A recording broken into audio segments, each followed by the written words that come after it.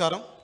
ఈరోజు కవిత గారు మన బీసీ కులాలు ఐక్యత మన బీసీలో జరుగుతున్నటువంటి అన్యాయం మీద రావడం జరిగింది. వారికి స్వాగతం సుస్వాగతం తెలియజేస్తూ అదేవిధంగా మనందరికీ జిల్లాలో బీసీ పెద్ద దిగ్గా ఉన్నటువంటి అన్న కొద్దిరాజు రవిచంద్ర గారు బీసీలకి ఏ సమస్య ఉన్నా నేనున్నా అని ఒక పెద్ద దిక్కుగా ఈ జిల్లాలో పనిచేస్తున్నారు. వారికి ఎంపీ పదవి ఇచ్చినందుకు కేసీఆర్ కూడా ప్రత్యేక ధన్యవాదాలు తెలియజేస్తూ ఈరోజు మన యొక్క ప్రధానంగా ఈ జిల్లాలో కవిత గారు రావటం చాలా సంతోషంగా ఉంది. ఈ దేశానికి స్వతంత్రం వచ్చిన కాడ నుంచి బీసీలకి ఏ ఒక్క చట్టసభల్లో కానీ బీసీకి వారికి రావాల్సినటువంటి అవకాశాలు కానీ అది ఏ ప్రభుత్వం వచ్చినా సరే బీసీలకి రావాల్సినటువంటి దామాషా ప్రకారంగా రాలేదు. ఈ దేశంలో ఉన్నటువంటి ఇందాక మేడం గారు కవిత గారు చెప్పారు 56% ఉంటే మన యొక్క ఎమ్మెల్యేల పర్సంటేజ్ ఉండేది మనకు ఓన్లీ 19 మందే మన బీసీ ఎమ్మెల్యేలు ఉన్నారు. అదేవిధంగా ఎస్సీ ఎస్టీలు చూసినట్టయితే వారు ఒక 14 నుంచి 15 మంది ఉన్నారు. ఈరోజు అగ్రవర్ణాల్లో చూసినట్టయితే ఎమ్మెల్యేలుగా ఎంపీలుగా వారు ఈరోజు చూసినట్టయితే సుమారు ఒక 70 మంది ఈరోజు అసెంబ్లీలో కానీ పార్లమెంట్లో కానీ చట్టాలు చేసేటువంటి వారు అగ్రవర్ణాలు ఉండటం వల్ల బీసీకి రావాల్సినటువంటి సామాజికంగా ఆర్థికంగా వెనకబడటం కారణానికి వడ్డీ చెట్టోడు మనోడు అక్కడ ఎవరు లేరు. అక్కడ శాసనసభలో లేరు, పార్లమెంట్లో లేరు, అసెంబ్లీ లేరు. ఆ యొక్క మనకి రావాల్సినటువంటి ఫలాలు అడిగేటువంటి అవకాశం లేదు. దేశానికి స్వతంత్రం వచ్చిన కాడ నుంచి అనేక కులాలు ప్రధానంగా మన జ్యోతిరావు పూలే గారు ఒకటే చెప్పారు. ఆనాడు సైమన్ కమిషన్కి ఒక మెమరాన్ని ఇచ్చి వారు చెప్పినటువంటి మాట ఏంటంటే మా బీసీలు ఆర్థికంగా వారికి ప్రధానంగా చదువు లేకపోవటం వల్ల వారికి ఉద్యోగ అవకాశాలు లేవు. ఉద్యోగ అవకాశాలు లేకపోవటం వల్ల వారికి సంపాదన లేదు. ప్రధానంగా రాజకీయాల్లో శాసించాలంటే ఏం కావాలి? ప్రధానం కావాల్సిన సంపాదన. ఈ సంపాదన బీసీకి లేకపోవడం వల్ల ఒక పార్లమెంట్ సభ్యుడిగా పోటీ చేయాలంటే మీరు ఎన్ని కోట్లు పెడతారు, మీరు ఎమ్మెల్యేగా పోటీ చేయాలంటే ఎన్ని కోట్లు పెడతారు అనేటువంటి పరిస్థితి ఉంది. ఒక రాజ్యసభ సభ్యుడు కూడా రావాలంటే ఈరోజు నేను చెప్పేదంటే మా బీసీ సోదరులకి విద్య లేక అనేక కులాలు ఆనాడు 1931లో మేడం రెండో మాటలు ఈరోజు రేవంత్ రెడ్డి గారి ప్రభుత్వం వచ్చింది. రేవంత్ రెడ్డి గారికి మేము ఒకటే సూటిగా చెప్తున్నాం, బీసీ కులగన అనేది తప్పులు తడగ్గా ఉంది.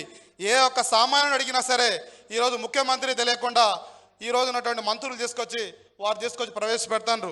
ఆ ముఖ్యమంత్రికి సంబంధం లేదు, ఈ యొక్క బీసీ కులాలకి సంబంధం లేదు. ఒక్కసారి పరిశీలించండి. చాలామంది ఈ యొక్క రిజర్వేషన్ల కోసం చాలామంది పాల్గొన్నటువంటి పరిస్థితి ఉంది. నా బీసీ బిడ్డలు ఇలా సాకలు కానీ వడ్డెర కానీ మంగళ కానీ సాధారణ కుటుంబాలు ఈరోజు అనేక మంది ఆనాడు 1931లో ఆ రోజు మన జ్యోతి కులగణన జరిగినప్పుడు ఆ రోజు 4,600 కులాలుంటే ఎంబీసీలు 2,600 కులాలు ఉన్నాయి. ఈరోజు చదువు చూసినట్టయితే అనేక మంది బీసీ కులాలలో 800 కులాలు ఇంతవరకు స్కూల్కి వెళ్ళలేదంట.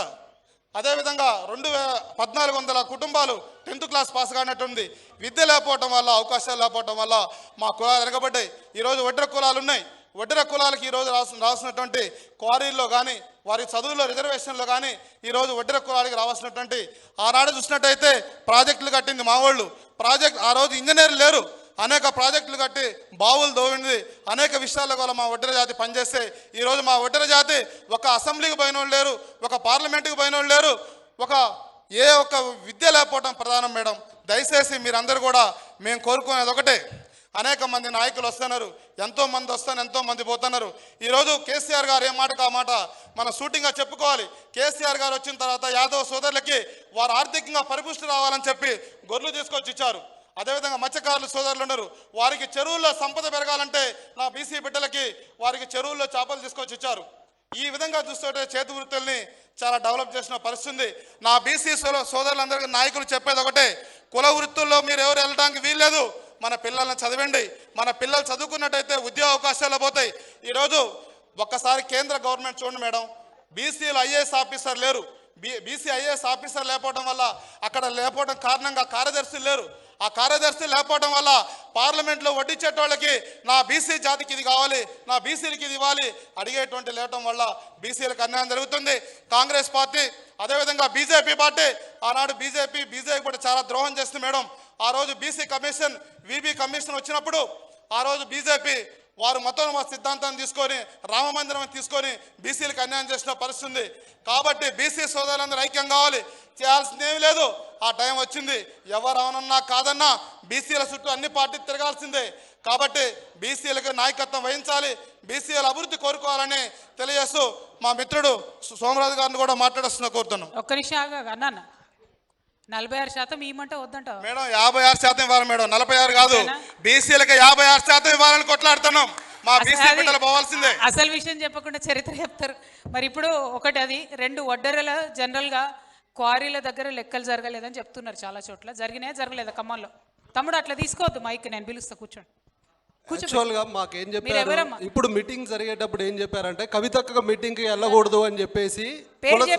నా పేరు సోమరాజు, వడ్డెర సంఘం. మీరు కవితక్క మీటింగ్కి వెళ్ళకూడదు అని మెసేజ్లు పంపించారు. ఇందులో ఒక 4-5 వచ్చాం. ఎందుకు వెళ్ళొద్దని చెప్పారు? అది పూర్తిగా టీఆర్ఎస్ ప్యానెల్లో టీఆర్ఎస్ పార్టీ బ్యానర్ మీద ఉన్న వాళ్ళతో జరిపిస్తారు, టీఆర్ఎస్ పార్టీలో ఉన్న వాళ్ళతోనే మాట్లాడిస్తారు, తదితర ఇంత చాటపాడుతుందని చెప్పారు. అయినా కూడా ఇక్కడికి మేము వచ్చిన ఉద్దేశం ఏంటి అంటే, తెలంగాణ రాష్ట్రాన్ని సాధించిన కేసీఆర్ బిడ్డ మన ఖమ్మం గడ్డ మీద అడుగు పెడతా ఉంది. జై తెలంగాణ అనే నిదానంతో పూలే స్ఫూర్తిని, సాకల ఐలమ్మ, రాణి రుద్రమ్మ వారసత్వాన్ని ఇక్కడి నుంచి ఎత్తుకొని పోవడానికి వస్తూ ఉంది. కాబట్టి మీ ఉద్యమానికి మా భుజాలు ఇవ్వడానికి వచ్చినాం మేము. ఒకటి. రెండోది, ఖమ్మం జిల్లా ఉద్యమ చరిత్ర ఒకే నిమిషంలో చెప్తా. ఇక ఈ పుంకాలు మనకు అవసరం లేదు. ఈ దేశానికి స్వాతంత్రం రాకముందు ఖమ్మం జిల్లాలో ఏఐసిసి సమావేశాలు గాంధీ నాయకత్వంలో జరిగినాయి. రెండవ ముక్క చెప్తా. బౌద్ధ మతం చైనాలో విస్తరించక ముందే నేలకొండపల్లిలో బౌద్ధ విస్తరించబడింది. ఈ దేశం మొత్తం మీద కమ్యూనిస్టు పార్టీ మీద నిషేధం జరుగుతూ ఉన్నప్పుడు కమ్యూనిస్టు మహాసభకి పురుడు పోసింది ఖమ్మం జిల్లా. రాష్ట్రం మొత్తం కిరణ్ కుమార్ రెడ్డి, రోషయ్య గారు తెలంగాణ ఉద్యమం ఖమ్మంలో లేదని దానవాయిగూడెంలో అరెస్టు చేస్తే బీసీ బిడ్డ ఆర్జేసీ కృష్ణ, దిండిగాల రాజేందర్ ఇప్పటివరకు ఏ పదవి రాను, నరేంద్ర అన్న ఉన్నావా లేవా? అప్పుడు కూడా బీసీల అందరం భుజాలేసుకొని గేట్లు పలగొట్టుకొని లోపల పోయినాం. ఏ దేశం ఏగినా, ఎందుకు ఆలీడినా, ఎవరేమనినా ఏదేమైనా పొగడరా నీ తల్లి పుడమి భారతిని. ఏ పీఠం ఎక్కినా, ఏ స్థాయిలో ఉన్నా, ఢిల్లీకి రాజైనా తల్లికి బిడ్డే. కేసీఆర్ బిడ్డ, తెలంగాణ ఆడబిడ్డ. బీసీ కులాలలో పుట్టకపోయినా అనగబడినటువంటి, చెరసబడినటువంటి నోరు లేని జాతుల కోసం నేను ఉద్యమం చేస్తాను వస్తుంది. ఆనాడు బతుకమ్మ పాట మీద ఆంధ్ర వాళ్ళు కామెడీ చేశారు. ఆనాడు తెలంగాణ అంటే రెస్పెక్ట్ లేదు, తెలంగాణ యాస మీద రెస్పెక్ట్ లేదు. సినిమాల్లో కామెడీ చూపించే రోజులు. పోలీస్ మనకు సహకరించలే. బతుకమ్మలు ఎత్తుకుంటే ట్రాఫిక్ లైన్ క్లియర్ చేయని రోజుల్లో మన ఆడపిల్ల మీద ఎవరైనా చెయ్యిట్లా టచ్ చేస్తున్నా ఊకోం. కవితక్క ఛాతి మీద చేతి వేసి నెట్టినా కూడా ధైర్యంగా శివంగిలో ముందుకొచ్చి బోనం తెలంగాణ గడ్డ మీద కాదు, అమెరికా అడ్డాలో కూడా ఆడిచ్చింది. కాబట్టి బీసీ ఉద్యమాన్ని మీరు ముందుకు తీసుకుపోతారనే విశ్వాసంతో మేము వచ్చినాం. కానీ ఇక్కడ ఒక్క డిమాండ్ ఉందాక, దయచేసి నాకు ఒక 5 నిమిషాలు మీరు టైం ఇవ్వాలా. ఎందుకంటే మీతో మాట్లాడడం కోసం నేను వచ్చా. ఎందుకంటే మళ్ళీ తర్వాత మీరు నాకు కలవాలంటే చాలా పెద్ద కథ ఉంటుంది. కాబట్టి అదే చెప్తా. ఇక ఖమ్మంది అయిపోయింది, ముచ్చట అయిపోయింది. తెలంగాణ నాన్నగారు తెచ్చిండు, ఏదో అన్నం పెట్టినోడికి సున్నం పెట్టినట్టు అని ఆశలకు పోయినామో, కింద పడ్డమో మీద పడ్డమో ఏదో వచ్చింది అనుకున్నాం. ఇక అయిపోయింది, కింద పడ్డాం. సర్లే కింద పడ్డావు కాబట్టి మరి లేపడానికి వచ్చినావుగా, మరి అందుకే వచ్చినావు, మరి విషయం చెప్పుకోవడానికి వచ్చినావు. వినాలి. ఈ దేశానికి స్వాతంత్రం రాకముందే 1957 తిరుగుబాటు కన్నా ముందే బ్రిటిషోడు సంచార జాతుల డిఎన్టీల మీద క్రిమినల్ యాక్ట్ కేసు పెట్టిండు. ఎక్కడ దొరికితే అక్కడ అరెస్ట్ చేసిండు. తెలంగాణ గవర్నమెంట్ వచ్చిన తర్వాత మీరు ఒక మంచి పని చేసిర్రక్క. ఎంత మంచి పని చేసిరంటే మీ పక్కన ఒక్కొక్క కూర్చుంది. మీరు తాడూరు శ్రీనివాస్కి ఎంబీసీ పదవి ఇచ్చి ఖమ్మం పంపించిండ్రు. అప్పుడు ఇక్కడ జనం ఎవరు లేరు ఎంబీసీలుగా. మేము నిలబడ్డాం. అక్క నా పేరు చెప్పలే, బాధ ఉంది. సరే, ఏదైతే నీకు మంచి పొజిషన్ ఉంది, నేను సంతోషిస్తా ఉన్నా. అదేవిధంగా ఎంబీసీలు వేరు, బీసీలు వేరు, సంచార జాతులు వేరు. ఈ సంచార జాతులు ఆగస్టు 31 సంచార జాతుల దినోత్సవం. ఎస్సీలలో, ఎస్టీలలో, ముస్లింలలో సంచార జాతులు ఉంటారు. వీళ్ళకి స్పెషల్ బోర్డు. ఇదైతే కమిషన్ బీజేపీ గవర్నమెంట్ వేస్తే దానికన్నా ముందు కమిషన్ మీరా కుమార్ గారి నేతృత్వంలో బాలకృష్ణ రేణుకే కమిషన్ వేసింది. మేమేం చెప్తూ ఉన్నామంటే, ఇప్పుడు 46 రిజర్వేషన్ ఇస్తారా, 42% రిజర్వేషన్ ఇస్తుందా మాకు తెలియదు. మా తరపున మీరేం మాట్లాడాలంటే, ఈ బీసీ రిజర్వేషన్లు అమలు జరిగేటప్పుడు మా సంచార జాతుల జనాభా ప్రకారం గ్రామ స్థాయిలో సర్పంచ్, వార్డు మెంబర్లు మాకు రావడంతో పాటు మా ఆడబిడ్డలను కూడా మీరు స్థానిక సంస్థలలో నిలబెట్టే బాధ్యత మీరు తీసుకోవాలి. మీ తెలంగాణ జాగృతిలో మా సంచార జాతులకు సంబంధించిన ఒక పొజిషన్ను మీరు పక్కన, మీ చైరు పక్కన మా ఆడబిడ్డకి ఇస్తారా, ఇంకొకరికి ఇస్తారా? జై తెలంగాణ జాగృతి అని జిందాబాద్ కొట్టినప్పుడు జై సంచార జాతులు నిమ్మల వీరన్న ఉన్నాడు ఇందాక, మరి సంచార జాతులు అని చెప్పుకోవాలి, అదొకటే చెప్పుకున్నాడు. అదొకటి బాగా. రెండోది ఏంటి అని అంటే, స్వాతంత్ర సమరయోధుడు వడ్డ ఓబన్న విగ్రహాన్ని తెలంగాణ ట్యాంక్ బండ్ మీద పెట్టాలి. అదేవిధంగా ఇక మీరు తయారు చేసిరు ఇక్కడ ఖమ్మంలో కొంతమందిని, ఖమ్మంలో అదేవిధంగా ఒక్క నిమిషం మీరు ఆగాల, నేను మాట్లాడుతున్నా. కొన్ని జిల్లాలలో మీరు తయారు చేసిర్రు, ఇవాళ మీతో లేరు, కానీ మేము మీతో ఉండడానికి సిద్ధంగా ఉన్నాం. కానీ వడ్డెర సొసైటీ ఉంటుంది అక్క, 15% రిజర్వేషన్ ఉంటుంది దానికి. ఆ రిజర్వేషన్లో వడ్డెరోళ్ళకి పార్లమెంటు నుంచి నిధులు వచ్చినా, అసెంబ్లీ నుంచి నిధులు వచ్చినా, ప్రతి గ్రామ పంచాయతీలో వాళ్ళ నిధుల ప్రకారం రోడ్లు వేయటానికి, అదేవిధంగా మురికాలువలు దిగటానికి, మరం క్వారీల మీద ఎప్పటి నుంచో రైట్స్ ఉన్నాయి.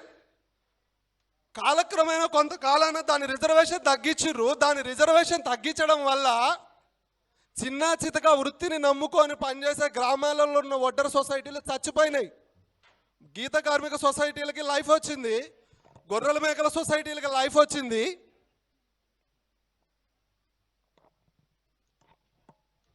వడ్డెర సగర కలిపి మనము బీఆర్ఎస్ ప్రభుత్వంలో గవర్నమెంట్ కాంట్రాక్ట్స్లో కూడా 10% ఇవ్వడం జరిగింది.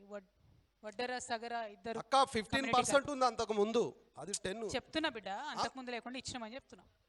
ఆ 3% వచ్చింది, ఇప్పుడు 3% ఉంది అక్క. అక్క మా అక్క మీరు వినాలి మాది, ఎందుకంటే మీరు మాట్లాడటం కోసం చెప్తాను. ఇంత గట్టిగా ఎందుకు చెప్తానంటే, మీరు మాట్లాడటం కోసం చెప్తా ఉన్నా. మిగతా వాళ్ళు కూడా మాట్లాడాలి కదా, మీరు తొందరగా క్లోజ్ చేయండి. Okay okay. అదే అదే అదే అదే విధంగా మేము కోరుకునేది ఒకటే అక్క, ఇక్కడ ఖమ్మం జిల్లాలో ఇక్కడికి రాని బీసీ సంఘాల డిమాండ్ ఒకటి. ఏమంటున్నారంటే, ఏమంటే మా ఆర్జేసీ కృష్ణన్న ఆ రోజు నుంచి ఈ రోజు వరకు గిదే జెండా పట్టుకొని ఉన్నాడు. ఈరోజు మీరు బీసీ ఉద్యమాన్ని పైకి తీసుకుపోవడం కోసం వచ్చారు. ఆనాటి నుంచి ఈనాటి వరకు జెండా పట్టుకొని మన కోసం, మన పార్టీ కోసం, మీకోసం నిలబడిన వాళ్ళు ఆర్థికంగా నష్టపోయారు. ఏ విధమైన లైట్ కార్ రాలేదు, ఏం రాలేదు. కానీ మళ్ళీ మన ప్రభుత్వం రాబోతా ఉంది 4 సంవత్సరాల తర్వాత. ప్రభుత్వం వచ్చిన తర్వాతనైనా జెండా పట్టుకొని మీకోసం ఎవరైతే కొట్లాడతాడో ఆ బీసీని మీరు కుర్చీ మీద కూర్చోబెడతానని వాగ్దానం చేయాలి, మాట ఇవ్వాలని కోరుకుంటున్నానక్క. Thank you. జల్ల వెంకటేశ్వర గారు, పద్మశాలి సంఘం.